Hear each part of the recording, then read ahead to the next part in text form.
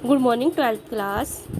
हम पढ़ रहे थे चैप्टर 2 सेक्सुअल रिप्रोडक्शन प्लान, जिसमें हमने बेसिकली रिप्रोडक्शन के बारे में उसके 3 step post fertilization, pre fertilization, fertilization and post fertilization के बारे में पढ़ लिया है। नेक्स्ट हमारा जो टॉपिक आता है वो आता है सीड।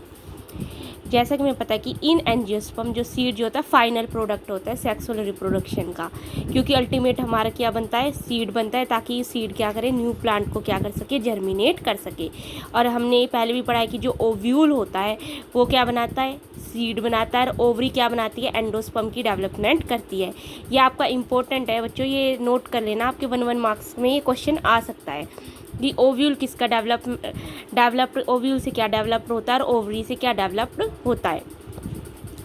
ठीक है, तो seeds are formed inside fruit.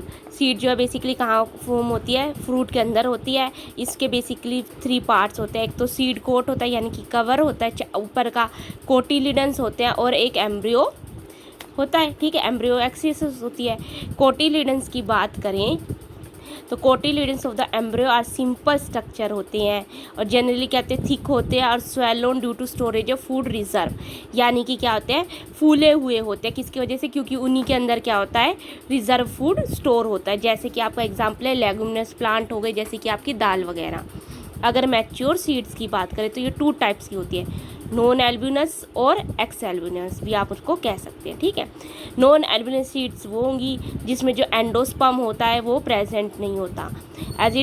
ये जो एम्ब्रियो की डेवलपमेंट में, यानी कि जो सीड डेवलपमेंट होती है उसी में जो होता है, जो एम्ब्रियो है वो कंप्लीट क्या कर लेता है, यूज़ हो जाता है। जैसे कि एग्जाम्पल हो गया आपका पी और ग्राउंड नट। एल्ब्यूनस कुछ होती है, एल्ब्यूनस सीड्स वो होती है जिसमें एंडोस्पर्म क्या होता है, प्रेजेंट होता है और कम्प्लीटली क्या होता है, एम्ब्रियो डेवलपमेंट के टाइम पे यूज़ नहीं होता। जैसे कि वीट, मेज, बार्ले, कैस्टर आपके एग्जाम्पल हो गए। ओकेजनली इन सब सीड्स, जैसे कुछ सीड्स होते हैं जैसे कि ब्लैक पेपर, काली मिर्च एंड बीट, रिमेन्स न्यूसेलस आज परसिसेंट, रेमिनेंट न्यूसेलस आर आल्सो परसिसेंट, यानी कि जो न्यूसेलस के कुछ जो पार्ट होता है वो क्या होता है, प्रेजेंट होता है। This residual persistent nucellus is perisperm, यानी कि इस बचे हुए न्यूसेलस को क्या बोलते हैं हम, पेरिस्पर्म बोलते हैं। ठीक है, तो ये आपका 1 मार्क्स का क्वेश्चन बन गया कि जो अगर कुछ न्यूसेलस बच जाता है, परसिस्टेंट न्यूसेलस, उसको क्या बोलेंगे हम, पेरिस्पर्म बोलेंगे। या फिर पेरिस्पर्म किसे कहते हैं, परसिस्टेंट न्यूसेलस के जो रेजिडुअल होता है, रेजिडुअल किसका, परसिस्टेंट न्यूसेलस का, उसको हम क्या बोलेंगे, पेरिस्पर्म बोलेंगे। नेक्स्ट है integuments of ovule harden as tough protective. जो इंटेग्यूमेंट्स हो गए यानी कि जो सीड कोट हो गया वो क्या हो गया, हार्ड होता है, ठीक है, टफ होता है। माइक्रोपाइलर एंड जो होता है वो कहते हैं स्मॉल पोर होता है इन द सीड्स में, वहाँ प्रेजेंट होता है सीड कोट के अंदर। दिस फैसिलिटेट एंट्री, इसका मेन काम क्या है, माइक्रोपाइलर एंड का, ये क्या करता है, एंड ऑक्सीजन की एंट्री करवाता है और वाटर की ड्यूरिंग सीड जर्मिनेशन के टाइम पर। तो ये आपका क्वेश्चन क्या बना, माइक्रोपाइलर जो रिमेन रह जाता है तो उसका क्या फंक्शन होता है सीड में, वो एंट्री करवाता है ऑक्सीजन की और वाटर की, ताकि क्या हो सके, सीड जर्मिनेट कर सके जैसे ही फेवरेबल कंडीशन होंगी। As the seed mature its water content is, जैसे जैसे सीड जो है मैच्योर होता जाता है, वाटर का क्या हो जाता है, कम होता जाता है। सीड्स बिकम रिलेटिवली क्या हो जाते हैं, ड्राई हो जाते हैं। About 10 to 15% moisture by mass उनका रिमेन रहता है। The general metabolic activity of embryo जो होती है स्लो डाउन होती है, यानी कि जो एक्टिविटी होती है ये क्या होती है, बहुत स्लो होती है, धीरे धीरे होती है। एम्ब्रियो में enter as a state inactivity called dormancy, यानी कि एम्ब्रियो कहाँ चला जाता है, एक इनएक्टिव स्टेज में चला जाता है जिसको हम क्या बोलते हैं, डोरमेंसी बोलते हैं। ठीक है, इनएक्टिव स्टेट का मतलब है कि अब वो कोई फंक्शन नहीं करेगा, उसके पास थोड़ा बहुत वाटर भी प्रेजेंट है उसके अंदर, और एंडोस्पर्म की वजह से उसके अंदर क्या फूड रिजर्व भी है ताकि वो सर्वाइव कर सके। जैसे ही फेवरेबल कंडीशन मिलेंगी, यानी कि उसको ग्रो करने का मौका मिलेगा, जैसे उसको मॉइस्चर मिला, ऑक्सीजन मिली और टेम्परेचर मिला, वैसे ही वो क्या करेगा, सीड जर्मिनेट कर जाएगा और न्यू प्लांट की क्या हो जाएगी, डेवलपमेंट हो जाएगी। As ovule mature into seeds the ovary develops into a fruit. अब क्या है, ओव्यूल तो सीड बनाया और ओवरी ने क्या बनाया, फ्रूट बनाया। ओवरी से ही क्या बना था, एंडोस्पर्म। एंडोस्पर्म बेसिकली क्या होता है, फ्रूट होता है। That is transformation of ovule into seed and ovary into fruit process simultaneously. यानी कि ये दोनों क्या होते हैं, प्रोसेस साथ साथ चलते हैं। ओव्यूल सीड बनाएगा और ओवरी क्या बनाएगी, फ्रूट बनाएगी। The wall of ovary develop into wall of fruits called pericarp. यानी कि जो ओवरी की वोल होती है, वो जो फ्रूट में डेवलप होता है उसको क्या बोलते हैं, पेरिकार्प बोलते हैं। ठीक है।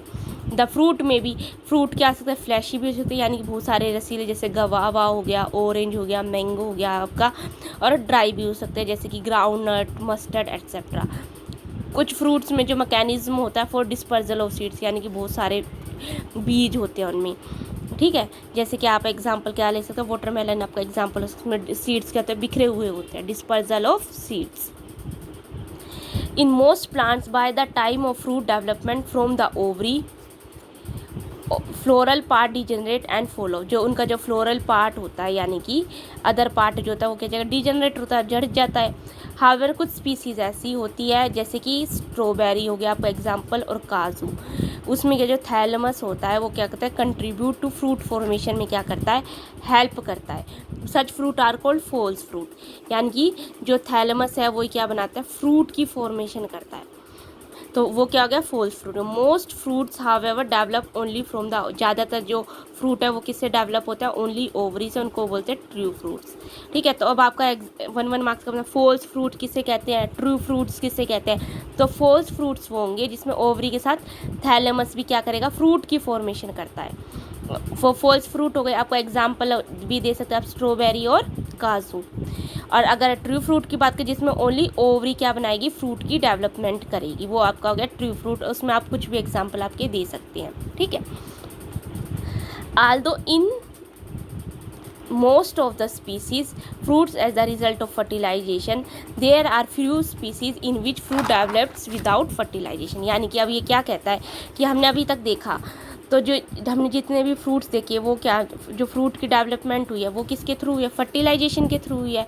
बट कुछ स्पीसीज़ ऐसी भी है जिसमें फ्रूट की डेवलपमेंट विदाउट फर्टिलाइजेशन होती है। यानी कि फर्टिलाइजेशन क्या होता है, क्या क्या था, मेल गैमिट ने क्या बनाया था, एंडोस्पर्म बनाया था, यानी कि ट्रिप्लोइड फॉर्मेशन हुई थी। इसी एंडोस्पर्म से फिर क्या बना है, फ्रूट की डेवलपमेंट हुई है ओवरी में। तो ये सब क्या हुआ, फर्टिलाइजेशन अकर हुआ था। बट कुछ फ्रूट वो क्या कहता है, कुछ फ्रूट ऐसे भी है जिनमें क्या होता है, विदाउट फर्टिलाइजेशन भी क्या होता है, डेवलपमेंट हो जाती है फ्रूट की। तो सच फ्रूट, ऐसे फ्रूट को हम क्या बोलते हैं, पार्थेनोकार्पिक फ्रूट्स। जैसे कि बनाना इसका एग्जाम्पल है। Parthenocarpy can be induce through the application of growth hormone, such fruits are seedless. Parthenocarpy एक ऐसा प्रोसेस होता है जिसमें हम क्या करते हैं, ग्रोथ हार्मोन्स जो है प्लांट की, जैसे कि ग्रोथ हार्मोन कौन से प्लांट के, ऑक्सीन, साइटोकाइनिन, आपने लास्ट उसमें पढ़े थे इथाइलिन। ठीक है। तो आपके 5 थे, जिब्रेलिन और एब्सिसिक एसिड, ये आपके ग्रोथ हार्मोन है प्लांट में। तो इनकी वजह से क्या होता है, पार्थेनोकार्पी होती है, जिसकी वजह से फ्रूट्स क्या होते हैं, सीडलेस होते हैं। Seeds offer several advantages to angiosperm. अब ये क्या कहते हैं, सीड्स में बहुत सारी एडवांटेजेस भी होते हैं एंजियोस्पर्म में। फर्स्टली सीन सारी प्रोडक्टिव प्रोसेस में हेल्प करते हैं, as such as pollination and fertilization are independent of water, seed formation is more dependable. यानी कि अगर इसने क्या कहा है, किस में हेल्प करा, एक तो इसने सेवरल एडवांटेजेस में क्या, फर्स्ट तो ये क्या है, जैसे कि अगर हम देखें पोलिनेशन और फर्टिलाइजेशन में क्या होता है, इंडिपेंडेंट होते हैं वाटर पे, जरूरी नहीं है वाटर के थ्रू, बट सीड की फॉर्मेशन हमेशा किस पे डिपेंड करती है, वाटर पर डिपेंड करती है। Also seeds have better adaptive strategies for dispersal to new habitats and helps the species to colonize in other area. यानी कि स्पीसीज, इसने क्या कहा है कि जो सीड है इनके अंदर अपनी ऐसी प्रोटेक्टिव कवरिंग होती है कि इसकी वजह से वो किसी दूसरे एरिया में क्या कर सकते हैं, ग्रो कर सकते हैं, अगर उनको फेवरेबल कंडीशन दी जा सके। एज उनके पास सफिशिएंट फूड रिजर्व होता है। Young seedlings are nourished until they are capable of photosynthesis on their own. और क्या होता है, जब तक सीड्स को ना तब तक नरिशमेंट मिलती है, जब तक वो अपना खुद फोटोसिंथेसिस का प्रोसेस ना कर दे। हार्ड सीड को जो उनके ऊपर की सीड की कवरिंग होती है वो क्या करवाते हैं, उनको प्रोटेक्शन प्रोवाइड करवाती है यंग एम्ब्रियो को। और being products of sexual reproduction, they generate new genetic combination of दूसरी वेराइटीज़ के भी हम क्या कर सकते हैं, सीड को डेवलप कर सकते हैं। दूसरा क्या है, सीड क्या हमारे एग्रीकल्चर में हेल्प करते हैं। Dehydration and dormancy mature seeds are crucial for, अगर उनमें से पानी को रिमूव कर दे और वो उनके क्या कंडीशन डोरमेंसी की वजह से कहते हैं हम उनको स्टोर करके रख सकते हैं, और जब हमारी इच्छा हो पूरे साल भर तक, और जब हम नेक्स्ट सीज़न में हम उस फसल को क्या कर सकते हैं, उगा सकते हैं। तो एग्रीकल्चर, अब आप ये इमेजिन कर सकते हो कि एग्रीकल्चर में अब सीड कितनी ज़रूरी है, ठीक है। इस तरीके से सीड्स जो है बहुत सारी वेराइटीज़ में होते हैं। Seed large number of species live for several, some seeds can remain alive for hundreds, कुछ स्पीसी बहुत हज़ारों सालों तक रह सकती है, कुछ थोड़े दिनों तक रह सकती है। They are records of very old variable seeds के भी बहुत सारे रिकॉर्ड है, जैसे कि सबसे ओल्डेस्ट का जो एग्जाम्पल है वो क्या है, lupine. Lupine arcticus excavated from Arctic tundra में मिलता है। ये seed germinated and flower often and estimated को 10,000 ईयर्स ऑफ डोरमेंसी, ठीक है। ये आपका 1 मार्क्स का क्वेश्चन हो सकता है कि ओल्डेस्ट जो सीड है जिसको हम कर सकते हैं वो कितने साल तक 10,000 साल तक डोरमेंट रह सकती है, और क्या नाम है उसका, ल्यूपाइन। और इसका अगर आपको साइंटिफिक नेम देंगे तो क्या है, Lupinus arcticus. Recent 2000 year old variable seed जो मिला डेट पाम की जो सीड है वो कितने ईयर तक रह सकती है, 2000 ईयर्स तक। Phoenix dactylifera discover during the archaeology exhibition as the king Herod's palm near the Dead Sea, ठीक है। नेक्स्ट क्या बोलता है, आफ्टर कंप्लीटिंग अ ब्रीफ, अगर हम सेक्सुअल रिप्रोडक्शन देखिए तो हम सोच सकते हैं, आप सोच सकते हो कि फ्रूट और ये सब कितनी तरीके से है। नेक्स्ट हमारा टॉपिक है apomixis and polyembryony. Although seeds in general are products of fertilization, ठीक है। फर्टिलाइजेशन के लास्ट में क्या बना, सीड्स की फॉर्मेशन है। A few flower plants such as some species of Asteraceae and grasses have evolved species mechanism to produce seeds without fertilisation, ठीक है। तो अब उसने क्या कहा है, पर ये तो फर्टिलाइजेशन के तरफ, पर कुछ ऐसी स्पीसीज भी है उसमें आपके कौन सी, एस्ट्रेसी फैमिली और ग्रासीफिस फैमिली की, जो क्या यानी कि सीड को फॉर्मेशन करती है विदाउट फर्टिलाइजेशन। उस प्रोसेस को क्या बोलते हैं, एपोमिक्सिस, ठीक है। तो एपोमिक्सिस क्या हो गया, development of seed without fertilisation.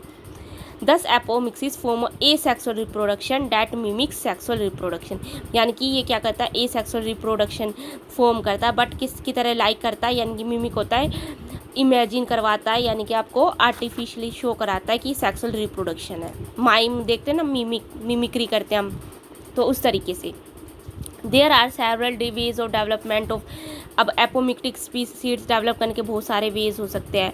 In some species diploid egg cell is formed without reduction division and develops in the embryo without fertile. अब इसमें क्या, कुछ जैसे डिप्लॉयड एग सेल है उसमें क्या होगा, रिडक्शन एंड डिवीजन हो गई, रिडक्शन होगी तो क्या आएगी, मियोसिस होगी, मियोसिस हुई और डायरेक्ट क्या होगी, एम्ब्रो की डेवलपमेंट हो जाएगी without fertilisation.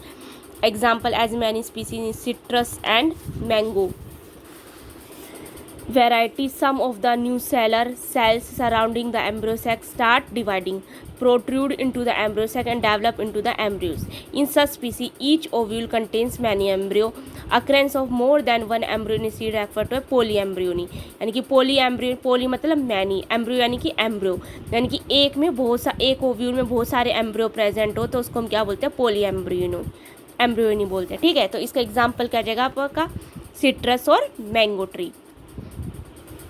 Hybrid variety several of our food and vegetable crops are being extensively cultivated हो रही है। Cultivation of hybrid as tremendously increase productivity को इंक्रीज करता है अगर हम हाइब्रिड बनाते हैं तो। One of the problem of hybrid is that hybrid seed have be produce every year.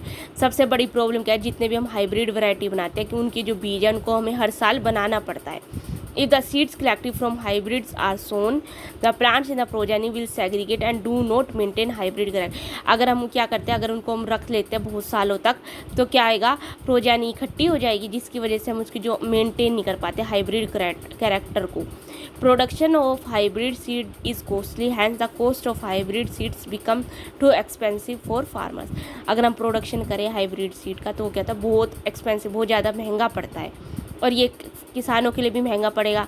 If these hybrids are made into apomictics there is no segregation of character in the hybrid progeny. तो यानी कि ये क्या कहता है, apomixis के फ़ायदे बता रहा है कि अगर हम एपोमिक्सिस के थ्रू हाइब्रिड प्लांट बनाते हैं तो सेग्रीगेशन का मतलब इकट्ठा होना, तो जो उनके कैरेक्टर है वो एक साथ नहीं होंगे हाइब्रिड प्रोजेक्ट में। देन द फार्मर, इस तरह से फार्मर क्या है अपने हाइब्रिड सीड्स को रेज कर सकते हैं न्यू क्रॉप को हर साल, और उनको क्या है हर साल क्या है हाइब्रिड सीड्स को खरीदने की ज़रूरत नहीं पड़ेगी।